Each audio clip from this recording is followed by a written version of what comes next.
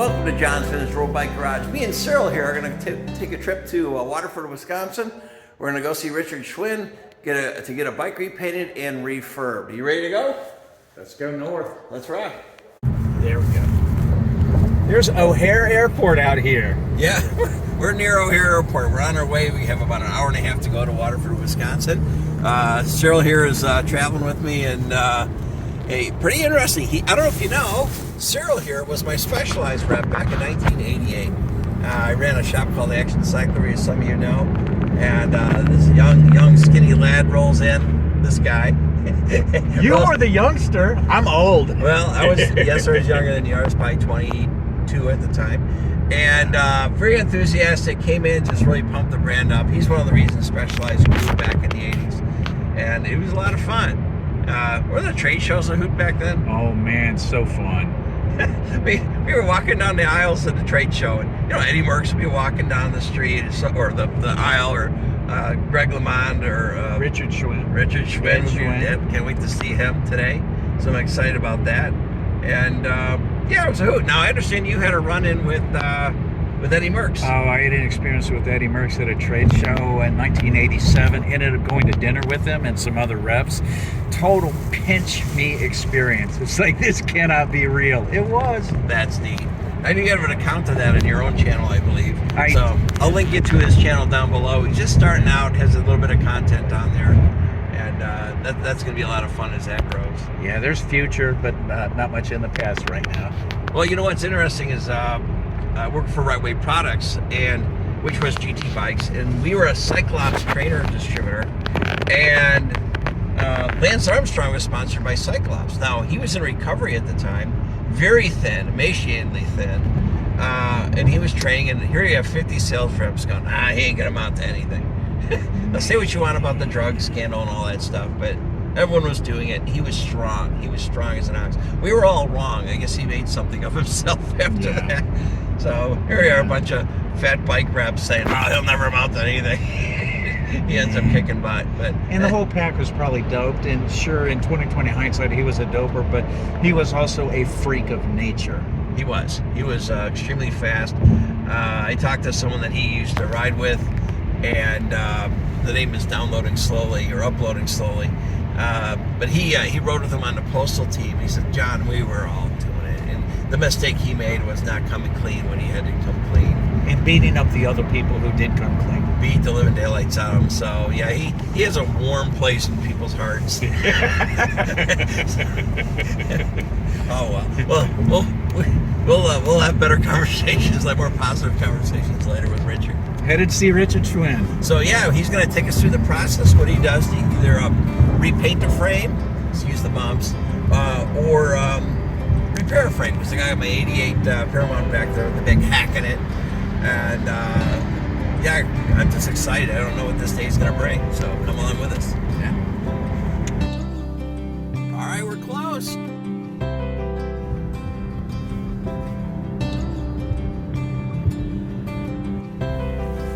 We're close. Hey, I got something new going on here, guys. I got Cyril swinging the camera. Never had that before. So, I have a cameraman. Woohoo! I don't know how I'm going to pay him. Where are we? We're close? I guess we're coming. 400 feet on the left. Is that it? Waterford. That's Waterford. All right, good. Never been here before. All right, I'm excited. Hey, you mind carrying in a frame? We got two of them. Take one of these? Sure, can I take it home? Take it home. It'll hurt yourself on that one, it's too tall. I'll get the fork for that too. Yeah, that one's getting a repaint. This one I gotta be careful with. This is just getting a touch up. And take care of this ugliness. Look at that. You see that, Cyril? Uh-oh. That's awful. Ooh, say it so ain't he's gonna so. fix that. Okay, we're on left.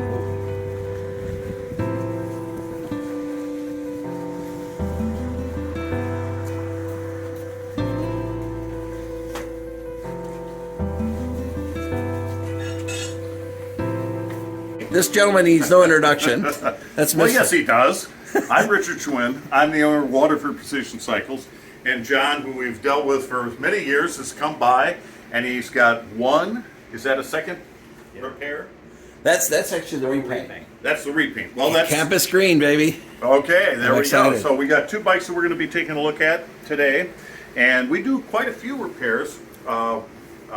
Cyril and John have brought in a couple of Paramounts, and we've done more Paramounts than probably anybody on earth many times over.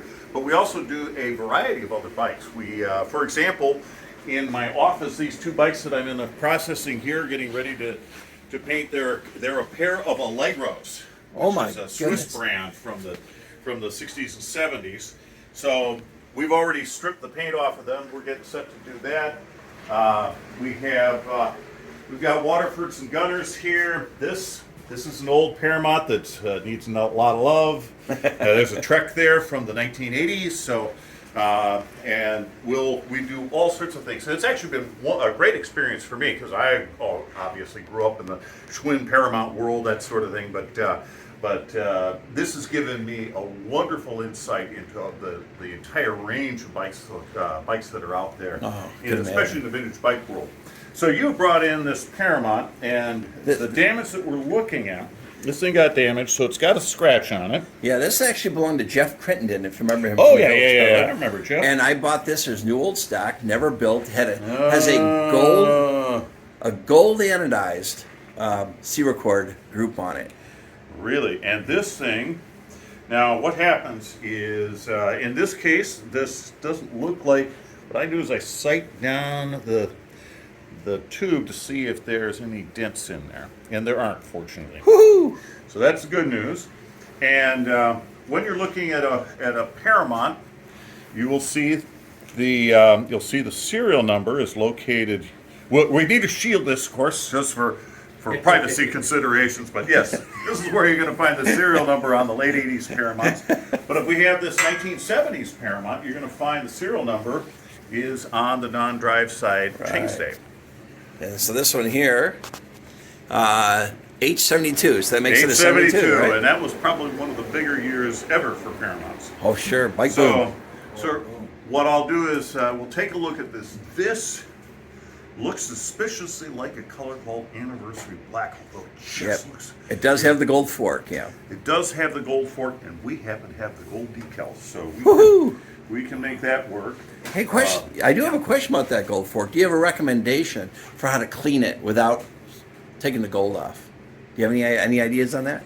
Gently. Gently. All right. The key is, I think people who follow the normal path of putting a little polish on and then following up with some wax, end up, they can grind off the chrome. Don't The want chrome to do does not have a lot of durability. Oh, you're right. Exactly. But you can. Oh, I'm looking at this paint.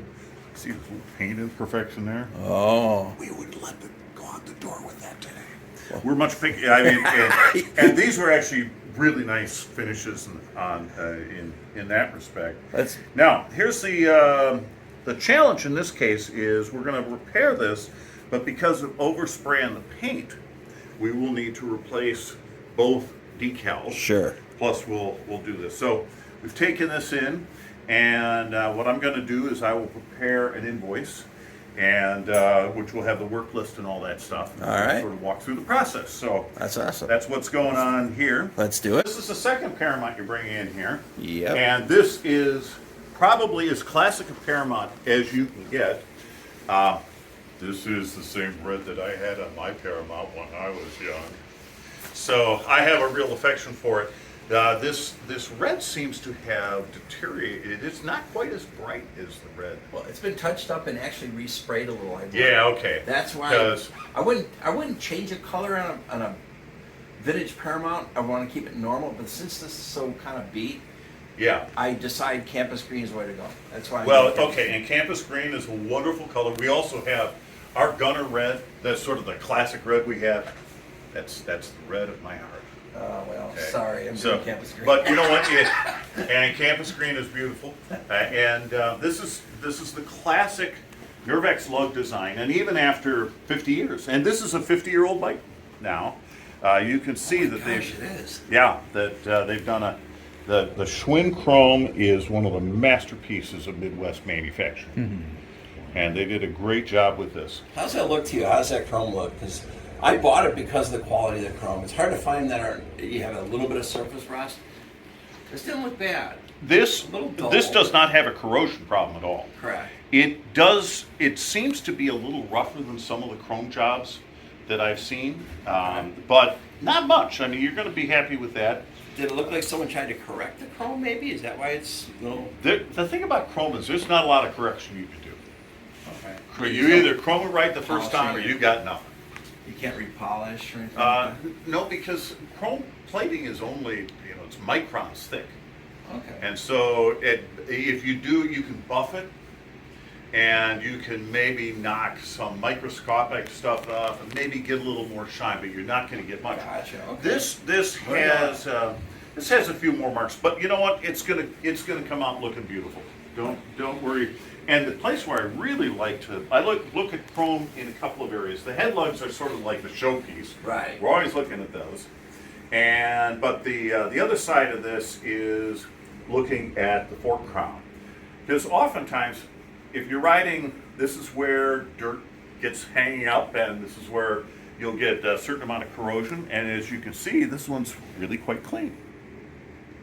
Yes, that's awesome. That's good news. Now, the second place, and it's actually more vulnerable than this, is the stays.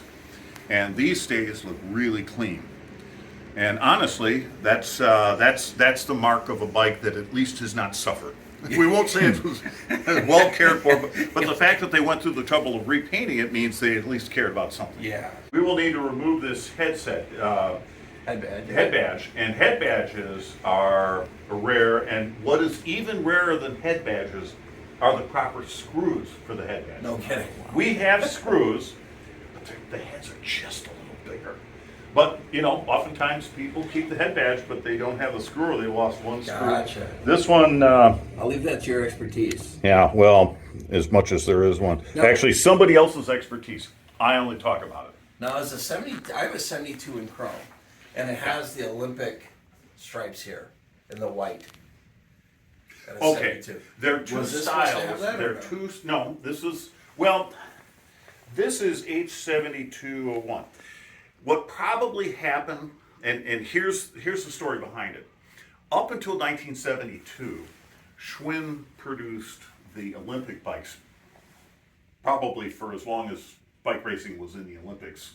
From 1938 on, they would have been a supplier, and because they're the only meaningful large-scale supplier worth it, and they could afford to outfit a whole team with bikes. 1972 comes along, and the Olympics are in Munich.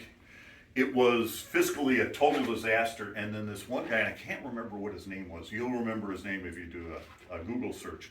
But he decided that he was going to commercialize the Olympics. So all of a sudden they went back to all the suppliers and said, okay, do you want to be the bike sponsor? Because it's not going to be just about supplying bikes. Okay. You got to pay some real money, and Schwinn was not ready to pay the real money. Gotcha. Huffy had the money. Yeah. So all of a sudden, Huffy, who couldn't build a pro bike if their lives depended on it, started building them. Now, of course, they contracted with builders like Serrata and Right. people like that. And the last people Huffy's going to contract with for bikes is going to be Paramount. So It's like Murray, right? They used Murray for a while. I think they used Murray. They used people with in deep the pockets. 90s. Melton, Yeah. right? Melton, maybe? I don't think Melton. I think Kellogg. Tom Kellogg. Tom may have Kellogg. built some. Oh, interesting. Now I could, and I don't hold me to that, but I because that wasn't a world I was with, and of course any of those guys are great builders. So don't it's not. They were fine bikes. They would have been just almost as good as Paramount's. Almost. Almost. All right. So that's what we got going on Well, that's here. some great history. I like to see what you're doing in the shop. Okay, so the shop is mostly abandoned today for a couple of reasons. Unfortunately, our one of our guys is out because of a stomach ailment, and I think and a bunch of our people come to work at 5 o'clock in the morning, and then go home at 1 o'clock in the afternoon. Smart. They're getting a full day beyond that. I did. Check that Yeah, out. that's actually my bike, and that's God's Red. Okay. God's red. Okay, it's note That's that. the red that should have been on your bike. That is pretty. Yeah. Is that an official Schwinn color, that hue, or no? It's certainly an official Waterford color. Okay. It's my undying blessing. And it's, oh, I see, you got the couplers on I it. got the couplers. I got the couplers many, many years ago, and this is a 60. It's about a 66 centimeter head tube on a 63 centimeter frame. Oh, I see. I'm that kind of person, and I can't quite fit it in the full case. It's just a little too big. So That's awesome. I got them. I actually was able to cheat and get it in a cardboard box that met the coupler standards, but it's just on the large side. So, but it's a great riding bike. It's a wonderful touring bike. I put many thousands of miles on it.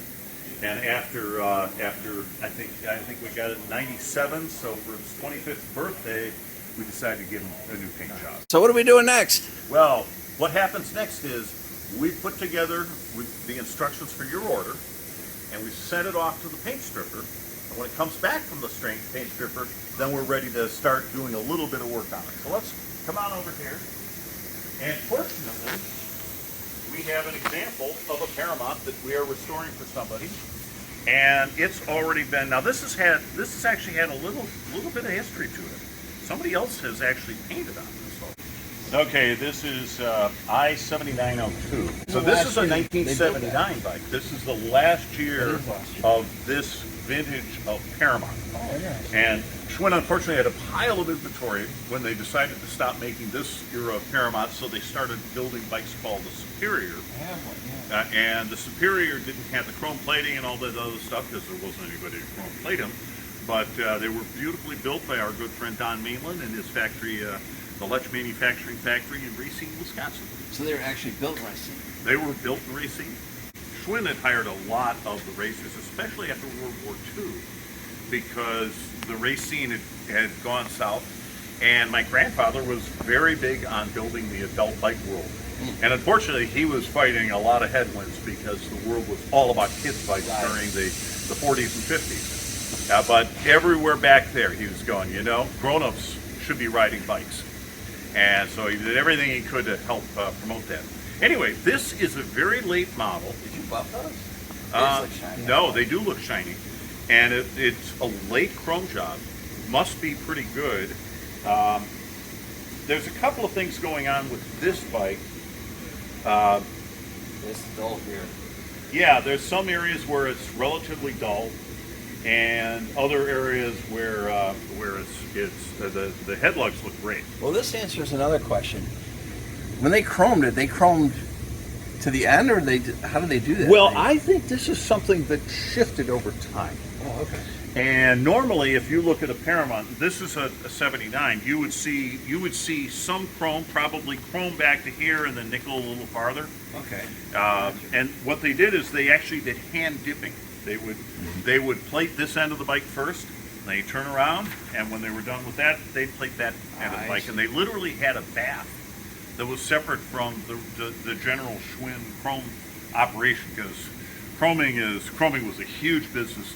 Schwinn were virtually the unrivaled masters of chroming, and nothing is more complicated. The things that Schwinn had to chrome, which is really thin fenders, Right. and all sorts of other parts, Schwinn had a massive operation at the factory in Chicago. Would it be sacrilegious if they had bottle bosses on the one that you're doing? People for have me? worked on this bike. Well, I understand. No, I'm we are- asking you a question. Would it be sacrilegious if I added bosses? To Blasphemy is all relative.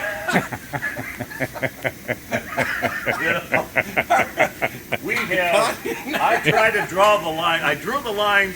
I had a guy going, I've got a Paramount. It was the Paramount of my dreams. And I want to turn it into a gravel bike, and I need disc brakes. And I'm going, Go home. let me, I'll sell you a gunner. They're Right. beautiful. They're terrific gravel Absolutely.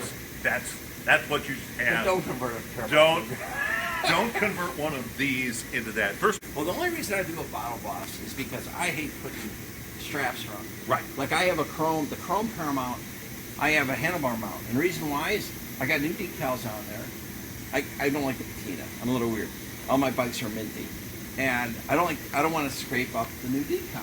So Now, here's I what put a makes handlebar you mount on there. really special, because My guess is you're not running out of bikes, are you? I have about 50 of them. Yeah. You should come and look at my collection.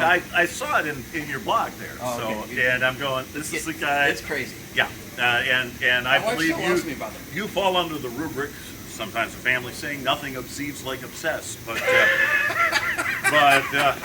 It's okay. You can laugh out loud, Cyril. It's all right. They know you're swinging the camera.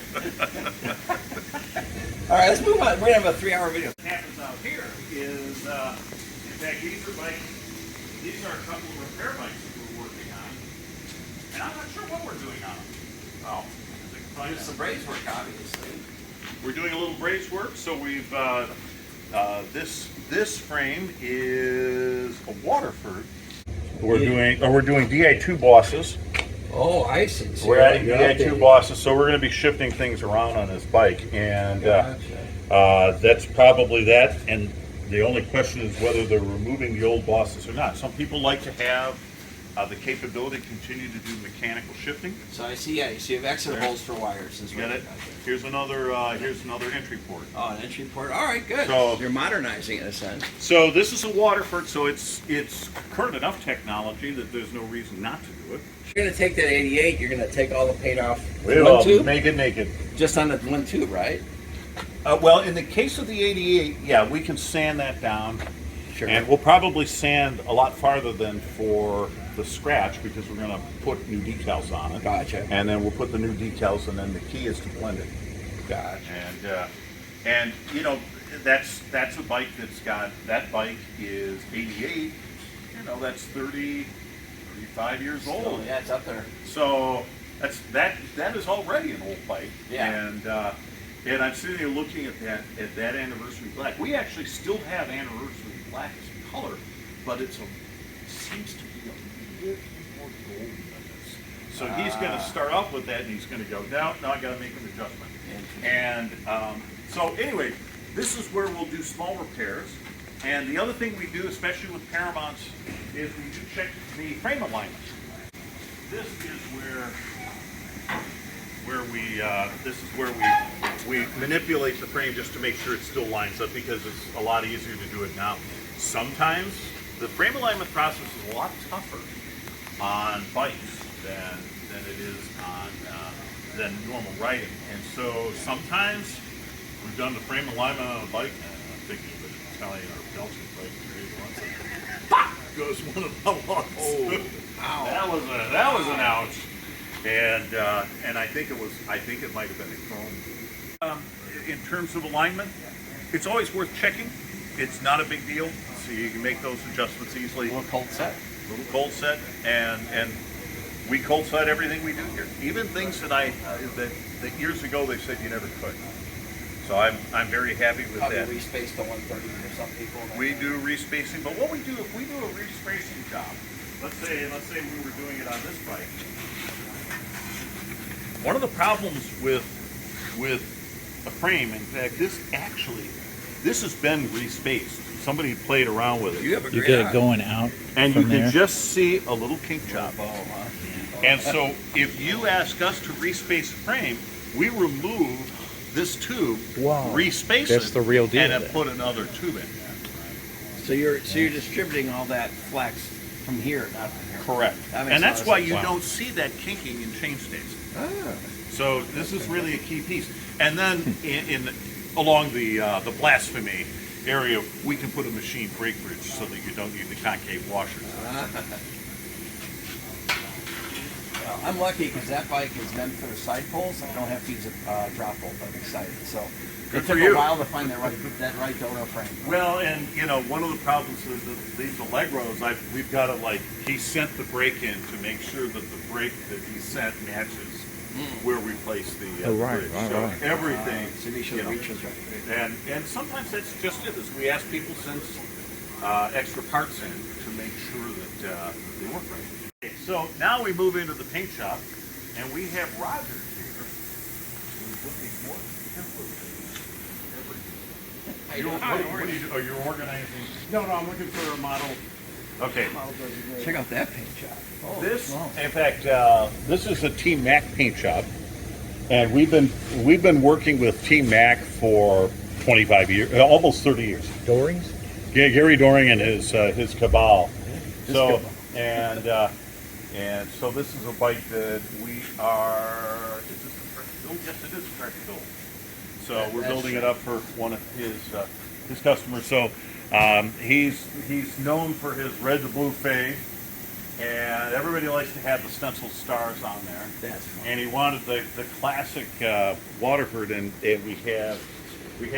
what we have is we put the model ID on the bike. We're going to another secret space. This one is the paint booth. All right.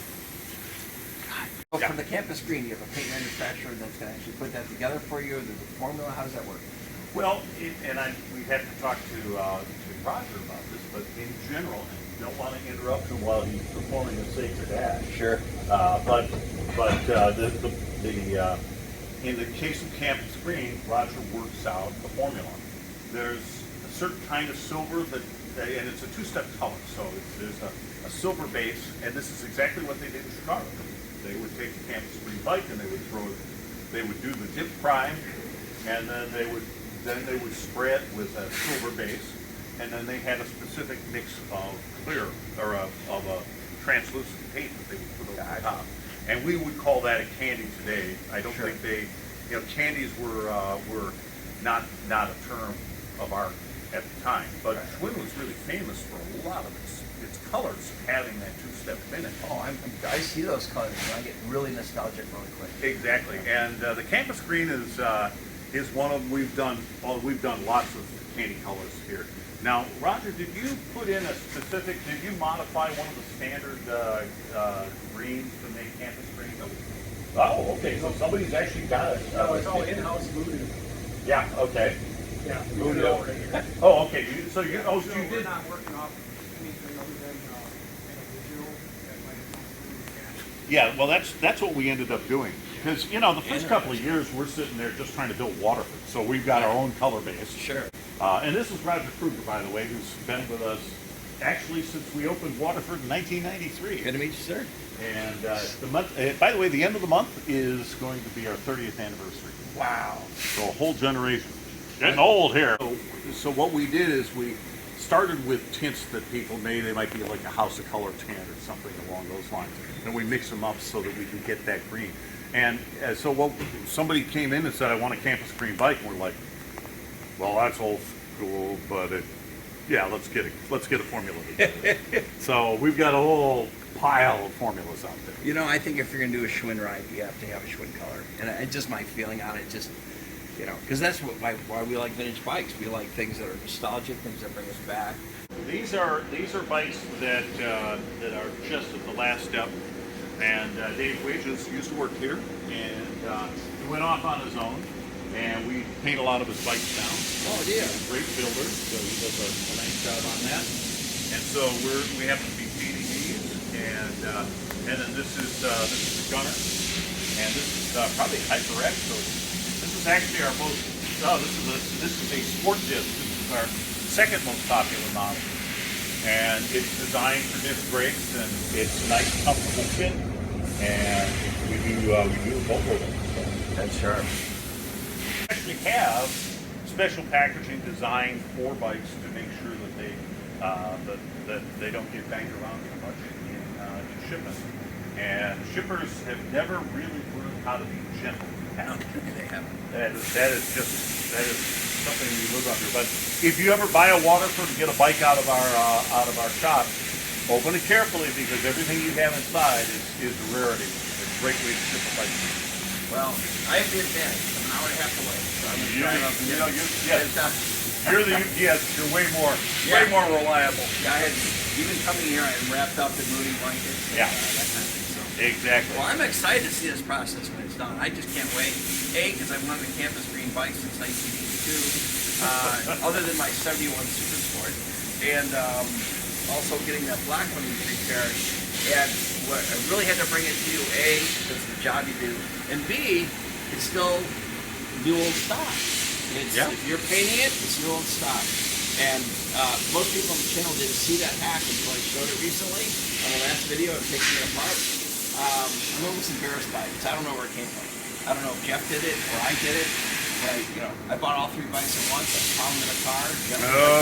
Gently. And I had a couple on a rack. I bought like 4 bikes at one time. And now he's retired in Florida. Living life. There you go. Hi, Jeff. He watches bikes, man. Hi, Jeff. So, All right. Cool. Yeah, John, thanks for coming by. All right. Appreciate Indeed. great to meet you. Again, actually, I met you once probably at a trade Yeah. show. You don't remember this. Yeah, it probably goes back a ways. R16. Yeah. I was a wheel ad. Oh my God. It wasn't as big. You've been gravitationally attracted. So, now that was cool. That was so cool. Good time. Now he promised us a half hour. We got a lot more than that. We'll see how long this video ends up. I have to edit it now. But hey, thanks so much for Cyril for doing some camera work, and also the way he contributed. He knows a lot of history, guys. He really does. A lot of the team players from back in the day. And so glad to have Cyril along. And thanks so much for watching. Thanks, Richard, for spending the time. I'm sure you'll be viewing this. And that's it. Check out the videos right here. A couple of videos. And we'll catch you next video. Thanks so much.